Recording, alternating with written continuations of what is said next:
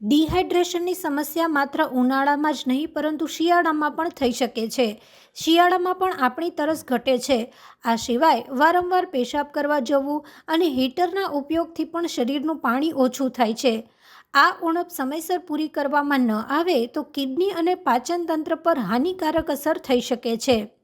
શિયાળામાં જો તમારી ત્વચા નિસ્તેજ અને ખેંચાલી દેખાતી હોય અને મોઇશ્ચરાઇઝર લગાડ્યા પછી પણ હોઠ ફાટેલા રહેતા હોય તો તે ડિહાઇડ્રેશનના કારણે હોઈ શકે છે. જ્યારે શરીર ડિહાઇડ્રેટ હોય છે ત્યારે મગજના ટીશ્યુ પાણી ગુમાવવાનું શરૂ કરે છે, જેના કારણે માથાનો દુખાવો પણ રહે છે. ડિહાઇડ્રેશનના કારણે મોઢામાં લાળ ઓછી બને છે, જેના કારણે મોઢામાં બેક્ટેરિયા વધી જાય છે અને શ્વાસમાં દુર્ગંધ આવે છે.